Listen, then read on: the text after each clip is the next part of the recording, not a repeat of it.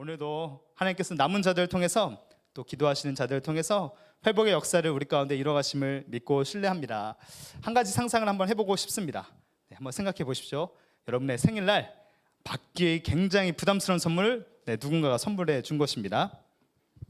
굉장히 화려한 포장지로 아름답게 포장된 선물이에요. 그런데 여러분의 마음이 참 무거운 것이죠. 일상의 힘든 상황 가운데 있는데 이런 생일 선물을 받은 것입니다. 아주 화려하고 멋지게 포장되어 있지만 근데 이 선물 준 사람이 문제였던 것입니다. 그 사람 누구냐? 평소에 나에게 상처를 많이 줬던 사람, 그 사람입니다. 그 사람 때문에 평소에 잠 못 이루는 날이 한두 번이 아니었다고 상상해 보십시오. 그렇게 괴롭게 하는 사람이 나한테 진심으로 사과한 적 한 번 없는데 미안하다고 말한 적이 한 번도 없는데 생일이라고 선물 툭 하나 보낸 것입니다. 포장지도 굉장히 그럴듯해 보입니다. 좀 무거운 걸 보니까 굉장히 그래도 좀 괜찮은 게 들은 것 같습니다. 하지만 여러분들은 알고 계시죠? 이 선물 안에는 그 사람의 진심이 담겨있지 않다는 것을 알고 있습니다. 미안함도 없고 존중함도 없고 회복의 의지도 없습니다. 그저 형식상 보낸 생일 선물이었던 것입니다. 상상입니다. 만약 여러분께서 생일날 이런 선물을 받으셨다면 이 선물이 과연 기쁨의 선물이 될까요? 저는 조금 아닐 것 같습니다. 오히려 더 못 믿어지거나 불편한 마음이 더 생길 것 같습니다.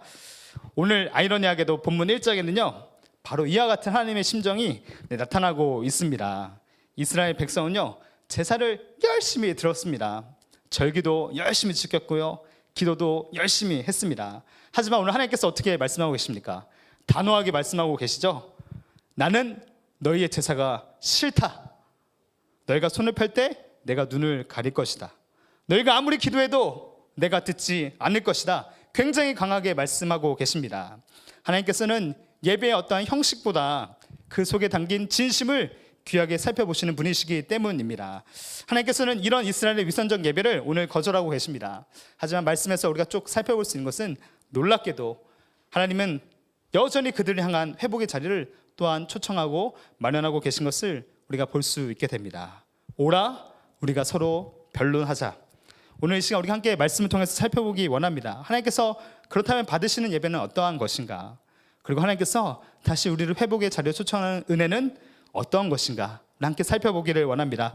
첫 번째로 우리가 마음에 새기고 싶은 주님의 뜻은 이것입니다. 하나님은 형식이 아니라 진심을 원하신다는 것이죠.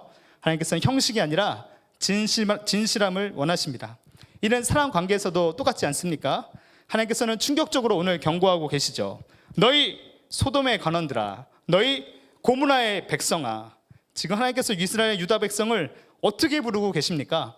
하나님께서 사랑하시는 선민 이스라엘이었었는데 지도자를 향해서는 뭐라고 합니까? 소돔의 관원들이다라고 꼬집고 계십니다. 일반 백성들을 향해서는 어떻게 말씀하십니까? 고모라의 백성들아라고 부르고 계십니다. 이게 단순한 비유나 과장이 아닌 것이죠. 소돔과 고모라가 어떠한 땅이었습니까? 잘 알고 계시죠? 도시 전체가 영적으로나 도덕적으로 타락한 곳이었습니다. 사회 곳곳에 불의와 무관심이 가득했습니다. 동성애와 성폭력, 가난한 자들에 대한 포악함이 극에 달한 도시가 소돔과 고모라였던 것이죠. 정말 무시한 것은 죄를 자랑하는 도시였습니다. 죄가 수치가 아닌 동네였습니다. 하지만 이 두 도시는 결국 어떻게 됐습니까? 잘 알고 계시듯이 하늘에서 떨어지는 유황과 불로 뜨거운 맛, 심판을 받았습니다. 하나님은 지금 자기 백성이 예루살렘 성전에서 예배를 하고 있는데요, 그 예배드리는 이스라엘 백성이 소돔과 고모라 다를 바가 없다고 경악할 정도로 말씀하고 계신 것입니다. 하나님 왜 이렇게 분노하고 계신 것일까요? 그 이유는 이스라엘 백성이 제사를 드리고는 있지만 삶 속에서 철저하게 하나님을 외면하고 있었기 때문입니다. 종교적인 외식, 껍데기는 화려하지만 그들의 속 안에 징그럽고 부패하고 냄새나고 썩었고 역겨운 것이 우상 숭배와 포악함이 무감각하게 종교적 위선으로 포장되어 있었기 때문입니다. 11절에서 하나님께서 물으십니다. 너희의 무수한 재물이 내게 무엇이 유익하뇨? 나는 수장의 번제와 살찐 짐승의 기름에 배불렀고 나는 수송아지나 어린 양이나 숫염소의 피를 기뻐하지 아니하노라. 마치 사무엘 선지자가 사울 왕을 꼬집었었던 경고와 같은 것 같습니다. 이스라엘 백성은 제사를 멈춘 적이 없어요. 예배를 열심히 드리기를 포기한 적이 없었습니다. 기도도 끊이지 않았었습니다. 그렇지만 하나님께서 지적하신 것은 그들의 삶에 종교적인 위선이 가득했다는 것이죠. 그들의 삶은 정작 하나님의 뜻 가운데서 완전히 떠나 있었다고 말씀하고 계십니다. 온 사회에 가득한 포악함, 그리고 그들의 손에는 피가 가득했었다 하나님 말씀하고 계십니다. 그들이 제사를 드리고 초월절, 칠칠절, 무교절, 초막절 온갖 절기들은 잘 지키고 있지만 그들 가운데 하나님의 정의가 없었습니다. 하나님이 찾으시는 자비와 진실함은 전혀 사라지고 없었던 상태가 이스라엘 상황이었던 것이죠. 오늘 본문에서는 그런 자들을 하나님께서 어떻게 말씀하고 계십니까? 무엇이라 부르십니까? 내 마당만 밟은 자들 뿐이다. 우리 이 말씀 1장 21절 12절 말씀 함께 읽도록 하겠습니다. 너희가 내 앞에 보이러 오니 이것을 누가 너희에게 요구하였느냐? 내 마당만 밟은 뿐이니라. 아멘. 예배 자리로 나와왔지만 하나님을 기쁘시게 하는 사람이 없었다는 것이죠. 겉만 번지르한 이들의 거짓된 제사는 내가 요구한 적이 없다, 하나님께서 강력히 말씀하고 계십니다. 하나님께서 인정하는 예배자들이 없었기 때문에 이들은 어떻게 합니까? 성전에 왔지만 그저 마당만 밟고 돌아가는 꼴이었었습니다. 정말 무서운 점은 이들이 형식적으로는 거의 완벽했다는 것입니다. 흠잡을 데가 없었다는 것이죠. 율법을 따라서 제사를 잘 드렸기 때문에 그들이 어떻게 생각하며 살았습니까? 하나님께서 우리의 제사를 받아주실 거야. 제사의 형식이 온전하기 때문에 우리의 잘못도 하나님 다 용납해 주실 것이야. 왜냐하면 율법대로, 토라에서 말씀하는 대로, 선지자의 강령대로 우리가 따랐기 때문에 이런 착각 가운데 이스라엘 백성이 있었다는 것입니다. 정말 무섭죠. 겉모습만 남은 그들의 껍데기 형식, 오히려 그들의 포악함과 부패함을 감춰주는 이런 종교적 위선을 하나님께서 역겹다, 가증하다 말씀하고 계신 것입니다. 오죽하면 하나님께서 이렇게 말씀하셨겠습니까? 헛된 재물을 다시는 가져오지 말아라. 분양하는 것들 내가 가증히 여기는 것이다. 나에게 너무도 고통스럽다, 역겹다, 그렇게 하나님께서 표현하고 계십니다. 오죽하면 월삭과 안식일과 대회로 모이는 것, 성에 아울러 같이 악을 행하는 것을 견디지 못하겠다 말씀하십니다. 겉모습만 거룩한 이런 우리의 예배 이면에 악한 삶의 모습이 드글드글 거린 것을 하나님께서는 어떻게 말씀하십니까? 내가 도무지 견디기가 어렵다라고 이 선지자의 입을 통하여 말씀하고 계신 것입니다. 하나님께 올려드리는 아름다운 찬송과 경배, 정말로 순전하고 거룩하고 아름다운 것이죠. 찬송이 얼마나 귀한 것입니까? 하지만 만약 이런 찬송도, 이런 예배도, 이런 우리의 찬양과 아름다운 고백도 만약에 우리의 삶을 포장하고 있다면, 우리 삶 속에 여전히 있는 악함을 인식하지 못하게 만드는 그저 마취제의 역할만 하고 있다면 지금 어떤 상태입니까? 하나님의 진노가 펄펄 끓고 있는 것입니다. 마치 가마솥이 끓듯이 우리 위에 쏟아지기를 기다리고 있는 것입니다. 하나님께서 이사야서 1장 14절에 이렇게 말씀하십니다. 내 마음이 너희의 월삭과 정한 절기를 싫어하나니 그것이 내게 무거운 짐이라. 내가 지기에 곤비하였느니라. 마치 하나님께서 사람이 되신 것 마냥 표현하고 계십니다. 삶에 거룩함이 없는 예배, 내가 더 이상 견디지 못하겠다, 이 하나님의 말씀이 우리 마음을 찌르지 않습니까? 인내하시기에 지칠 대로 지친 모습을 하나님께서는 사람이 이해하기 쉽도록 표현하고 계십니다. 이사야 선지자 비슷한 시대를 살았던 북이스라엘 선지자 아모스가 있었습니다. 아모스 선지자도 같은 말씀, 비슷한 말씀을 우리에게 선포하고 있습니다. 내가 너희의 절기들을 미워하여 멸시하며 너희의 성회들을 기뻐하지 아니하나니 오직 정의를 물같이 공의를 마르지 않는 강같이 흐르게 할지어다. 아멘. 사랑하는 성도님들, 오늘도 우리가 이 엄중한 하나님의 말씀 앞에서 우리를 돌아봐야 하지 않겠습니까? 우리도 매주 예배하는 장소에 모이고 있습니다. 때마다 아름다운 찬양을 드리고요. 찬양 아마 제가 가장 열심히 드릴 것 같습니다. 네, 많은 분들 열심히 하시지만 또 열심히 경청하여 말씀을 듣습니다. 또 우리가 열심히 함께 모여 기도도 합니다. 그런데 우리가 정말 신중히 살펴봐야 할 것은 그 예배 장소를 떠난 이후에 우리의 삶의 모습이라는 것이죠. 우리의 삶은 어떠합니까? 혹시 하나님과의 관계가 혹은 다른 누군가의 관계가 단절되어 있지는 않으십니까? 서로를 향한 불신과 미움과 증오가 겹겹이 쌓여 있지는 않으십니까? 말씀은 정말 많이 들어서 많은 것을 알고 있지만 정작 삶은 변하지 않고 영적인 비만에 걸려서 점점 무거워지고 있지는 않으셨습니까? 혹시 우리는 정말 진정으로 하나님 참되게 예배한 사람이 아니라 그저 예배하는 행동만 좋아하는 삶의 모습은 아니었던 것일까요? 제가 굉장히 조심스럽지만 이 말씀을 통해서 우리 자신을 한번 정직히 살펴보기를 권면드리고 있습니다.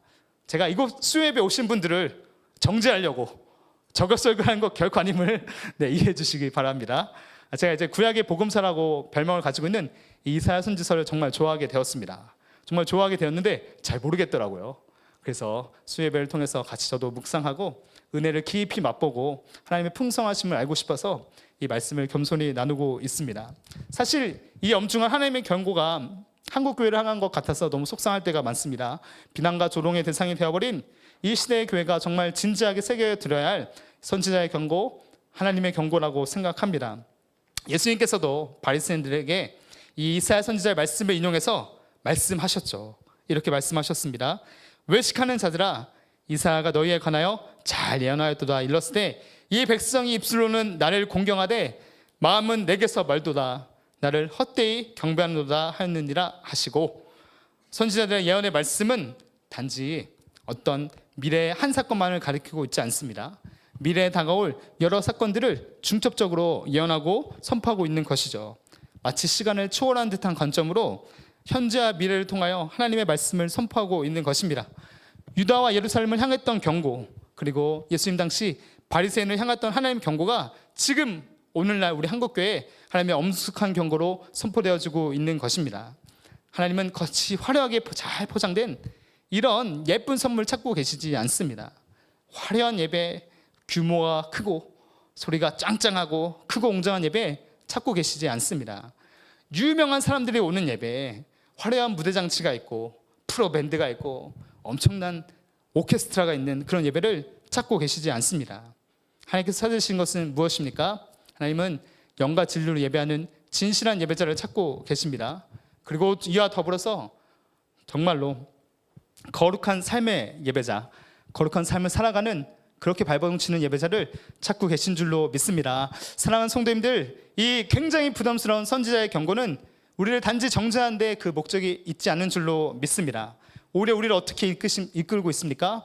하나님과 관계를 회복하도록, 우리가 겸손히 낮아져서 주의 자비를 구한 자리로 나아가도록 우리가 정말로 성장하는 회복의 마중물로 인도하고 경고하고 있는 것이죠. 요즘 여기저기 보니까 회복과 성장의 마중물이라는 그 단어가 여기저기 막 붙어있는 것을 보게 됩니다. 그래서 저도 오늘 신청을 했습니다. 사실 마중물이라는 단어가 좀 교회에서 굉장히 많이 표현했었기 때문에 요즘 사회에서 마중물이라는 단어를 쓰는 거 보니까 좀 어색한 느낌은 들었습니다. 하나님께서는 말씀하고 계시죠. 너희가 두 손에 피를 묻힌 채로, 약자들을 억압한 채로, 궁유를 베푸지 않은 채로 드리는 그 기도 내가 듣지 않을 것이다. 그렇게 엄히 말씀하시면서 하나님께서는 동시에 또 회복의 길을, 회개의 길을 하나님께서는 말씀해주고 계십니다. 우리 교회 5대 비전 중에 없네요. 5대 비전 중에 첫 번째가 무엇이죠? 아멘. 하나님의 임재가 충만한 교회입니다. 하나님께서 기뻐 받으시는 진정한 예배가 되기 위해서 정말 회복해야 할 것이 무엇일까요? 여러 가지 있겠죠. 예배 순서도 잘 갖춰져야 되고 좋은 시스템도 있고 잘 훈련된 봉사자도 있으면 정말 좋을 테고요. 그러나 정말로 우리에게 먼저 필요한 것은 무엇이겠습니까? 우리 마음에 정말로 정직하고 가난한 마음, 깨어진 신령, 내가 하나님 아니면 살 수 없습니다. 할 수 없습니다. 내가 하나님 없이는 정말 가난한 자입니다. 이런 심령이 가난한 자로 고백할 때 하나님께서 회복을 시작하실 줄로 믿습니다. 우리가 예배에서 보여지는 모습뿐만 아니라 이 장소를 떠난 그 순간, 그곳에서 우리의 삶이 하나님 앞에서 진실하기를 주님께서는 원하고 계신 것입니다. 바라기는 우리 모두가 하나님께 드리는 예배, 주님이 정말 수봉아, 너의 예배는 내가 참 받을만하다. 누구누구야, 너의 예배라면 내가 흡족해, 이렇게 말씀하시는 우리의 삶이 되기를 간절히 축원드립니다. 그래서 우리의 삶의 예배의 모습과 삶의 일상의 모습이 일치해서 우리가 정말 남은 자의 역할을 감당하게 되는 진정한 회복의 마중물도 되시기를 주님의 이름으로 축원드립니다. 우리가 이 시간 간단하게 한 가지 더 살펴볼 메시지는 이것입니다. 하나님은 우리의 회개의 자리에서 이 소망을 시작하십니다. 우리가 회개의 자리로 겸손히 나아갈 때 하나님께서는 늘 소망의 역사를 새롭게 시작하십니다. 앞서연 이사야서 1장 10절에서 15절 모습을 살펴보았듯이 하나님께서는 우리가 삶과 예배가 분리된 모습을 엄하게 꾸짖으셨습니다. 하지만 하나님의 말씀은 거기서 끝나지 않으시죠. 정말로 은혜의 하나님, 놀랍고도 감사하게도 돌이킬 수 있는 은혜의 길을 우리에게 열어주십니다. 그 길로 우리를 초청하고 계십니다. 우리 16절 17절 말씀을 함께 읽어보도록 하겠습니다. 너희는 스스로 씻으며 스스로 깨끗하게 하여 내 목전에서 너희의 악한 행실을 버리며 행악을 그치고 선행을 배우며 정의를 구하며 학대받는 자를 도와주며 고아를 위하여 신원하며 가부를 위하여 변호하라 하셨느니라. 이 말씀은 하나님께서 원하시는 삶의 예배, 그것이 무엇인지 우리에게 가르쳐주고 있는 것이죠. 하나님께서 회복시키기 원하시는 하나님 백성의 모습이 그려져 있습니다. 먼저는 회개함은 우선이고요. 예수의 보혈로 우리의 마음을 날마다 씻는 것은 우선이고요. 그 다음에 나타나는 과부와 고아를 돌보는 이들이 우리에게 요구되어지고 있습니다. 과부와 고아가 누구일까요? 당시 성경에서는 가장 소외된 계층을 뜻하고 있겠죠. 보호받을 수 없는 상황 가운데 놓인 연약한 계층을 말하고 있습니다. 학대받는 자들, 그들을 돕고 하나님께서 말씀하시는 선을 행하고 이 땅의 정의, 미슈파트와 ጼ데카를 이루는 삶이 하나님께서 인정하시는 진정한 예배자의 모습이라는 것입니다. 오늘날로 치면 이런 것이 아닐까 생각해 보았습니다. 굉장히 구조적으로 취약한 상황에 있는 우리 이웃들을 돌보고 배려하는 모습이 우리에게 요구되고 있다는 것입니다. 모든 그리스도인들에게는 피할 수 없는 요구라는 것이죠. 한부모 가정이나 장애인들, 저소득층, 독거노인 등을 우리가 보이지 않는다고 해서 그저 외면해서는 안 될 것입니다. 또 우리의 주변을 살펴보면 청소년 가장들도 있더라고요. 청년 실직자도 굉장히 많고 우리가 잘 아는 운동형 외톨이 정말 많습니다. 탈북민들, 이주 노동자들이 한국 사회에 쏟아지고 있습니다. 사회에서 멀어진 자들, 사회적 관심에서 멀어진 자들, 소외된 자들을 우리가 배척하고 외면하지 말고 예수 그리스도의 복음으로 다가가기를 힘써야 될 줄로 믿습니다. 우리가 풍성한 주의 사랑으로 섬기기를 결코 포기해서는 안 될 것입니다. 또 교회 안에는 어떤 연약한 자들이 있을까 생각해 보았습니다. 정서적으로 고립된 자들도, 그런 분들도 굉장히 많으신 것 같습니다. 혼자서 예배하는 분들이 계시고요. 또 가정의 아픔으로 이혼이나 별거 중인 성도님들도 계십니다. 배우자를 잃으신 분들도 계십니다. 또 교회 이런 관계만들 속에서 단절된 청년들도 있습니다. 또 관계 속에서 단절된 노인분들도 계십니다. 이들은 우리가 예배의 회복을 부르실 때 우리가 놓쳐서는 안 될 분들인 것이죠. 우리가 무관심 속에서 내팽개 쳐서는 안 될 분들인 것이죠. 그분들이 우리의 일종의 고아와 과부인 줄로 믿습니다. 교회 안에는 또한 영적인 약자들도 있습니다. 예수님을 새로 믿게 된 초신자들도 계시고 교회에 오래 다녔지만 건강한 성경적인 양육을 받지 못한 그런 성도님들도 우리 주변에 많이 계십니다. 신앙이 약해서 쉽게 낙심한 사람들도 있고요. 기도가 끊어진 사람들도 있습니다. 그리고 또 교회의 분열과 다툼, 상처로 인해서 마음이 굳게 닫혀진 그런 성도님들도 계십니다. 오랜 동안 하나님의 관심과 하나님의 성도들의 그런 보호를 받지 못해서 죄책감과 실망감 속에서 그리스도로부터 멀어진 자들도, 그런 영적인 고아들도 우리 주변에 많이 있습니다. 다 우리가 사랑으로 다가가야 할 대상들이죠.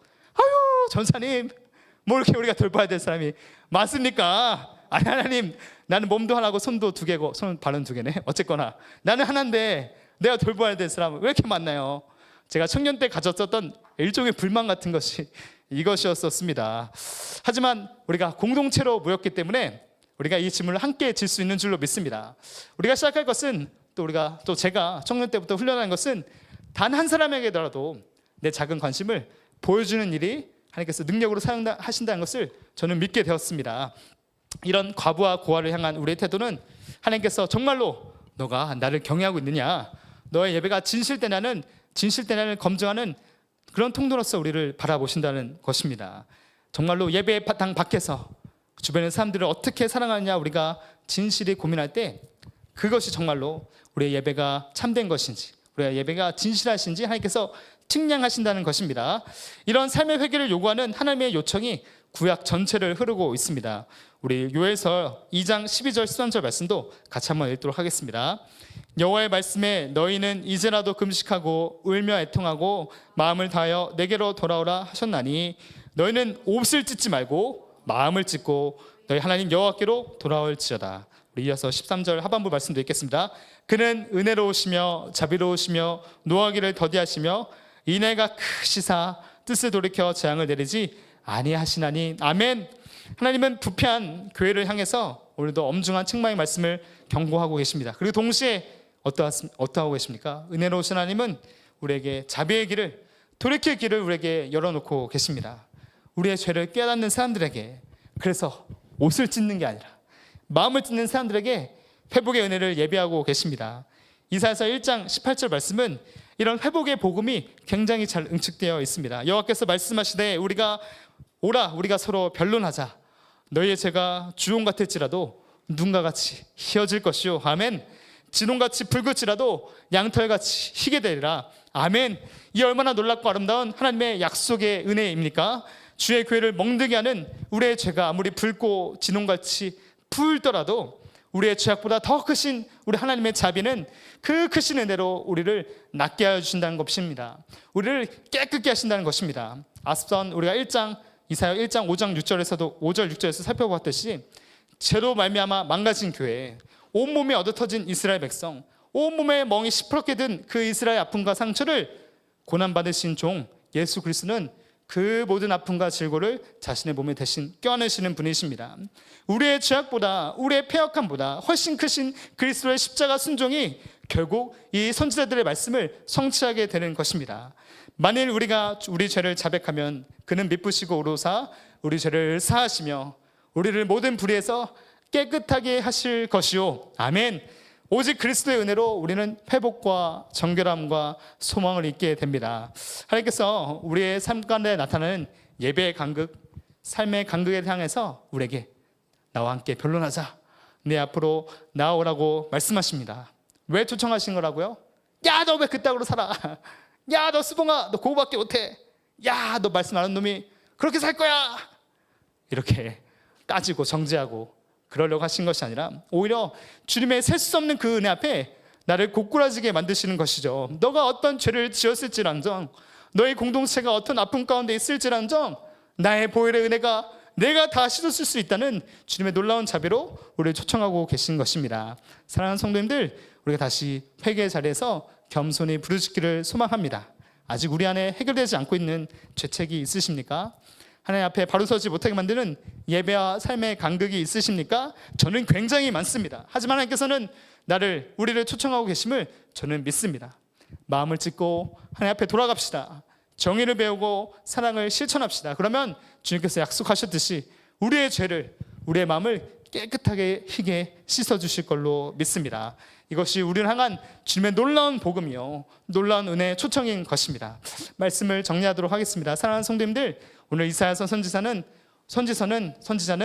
우리에게 두 가지 도전을 말씀하고 있습니다. 하나님께서는 형식이 아니라 우리의 진심을 원하고 계십니다. 화려한 예배 아니라, 겉보기에 참 부러운 그런 모습이 아니라 정말로 우리의 마음의 진실함과 마음의 정직함과 삶의 순종으로 나아가는 예배를 주님께서는 찾고 계신 것입니다. 둘째로, 우리의 죄가 아무리 크고 무겁다 할지라도 하나님께서 우리가 겸손히 회개의 자리 앞에 나아갈 때 하나님께서는 회복을 시작하시는 은혜의 주님이십니다. 예배는 어떤 멋진 음악, 잘생긴 설교자나 감동적인 이야기를 쏟아내는 그런 설교로 완성되는 것이 아닙니다. 진짜 예배는 우리가 이 예배당을 떠난 뒤에 우리 삶 속에서 이루어지는 그 순종 가운데 완성되는 것인 줄로 믿습니다. 예전에 제가 굉장히 친했던 한 형님과 어떤 예배 모임을 마치고 집에 돌아가던 길이었습니다. 배가 고파서 순댓국 하나 먹으러 순댓국집에 들어갔습니다. 그래서 순댓국을 주문했는데요, 갑자기 그 사장님께서 주문을 조금 퉁명스럽게 받으셨습니다. 그랬더니 저와 함께 예배드렸던 그 형님이 갑자기 버럭 화를 내신 겁니다. 아니 사장님, 여기 서비스가 왜 이래요? 장사하기 싫으세요? 나 다시는 안 올 거예요. 기분 나빠. 야 수봉아, 나가자. 딴 거 먹으러 가자. 이렇게 말하는 것이었습니다. 이런 가게는 확 망해버려야 정신 차려. 그렇게 얘기하신 거예요. 그래서 저는 그때 굉장히 혼란스러웠습니다. 분명히 굉장히 이제 은혜로운 예배를 이렇게 들었었거든요. 근데 이 형님이 그때 같이 들었던 그 형님 맞으신가? 조금 싶었습니다. 죄송합니다. 그 형님이 혹시 이걸 듣고 계신다면 혼내주세요, 저를.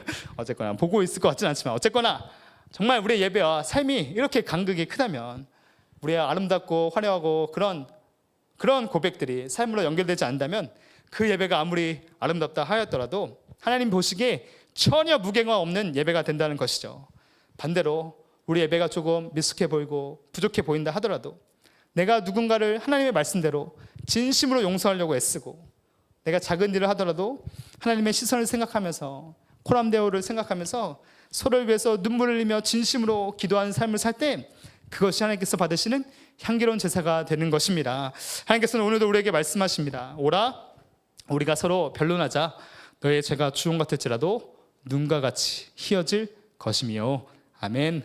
신앙이 메말라 가고 있다고 느끼시는 분들, 또 관계의 갈등 속에서 참 하나님 앞에 나가기 어렵다 이렇게 느끼고 계시는 분들, 그리고 혹은 내가 너무 바빠서 어느덧 하나님을 떠나 있네 이렇게 느끼시는 분들이 계시다면, 우리 이제는 다시 하나님께 나아가기를 소망합니다. 하나님은 정죄보다 회복을 준비하시는 하나님, 비난에 넘치는 용서와 회복과 사랑을 준비하고 계신 하나님이십니다. 우리 삶 속에 있는 포악함과 우리 공동체에서 보게 되는 아픔을 놓고 회개하는 자들을 통하여서, 눈물 흘리는 자들을 통해서 하나님께서 다시 회복을 시작하실 줄로 믿습니다. 이런 자들을 통하여 우리가 살아가는 이 땅에서 거룩하고 아름다운 그 땅의 소산을 먹게 하시는 좋으신 주님이십니다. 우리의 몸을 거룩한 산재물로 되시는 우리 성도님들 되시기를 간절히 축원드립니다.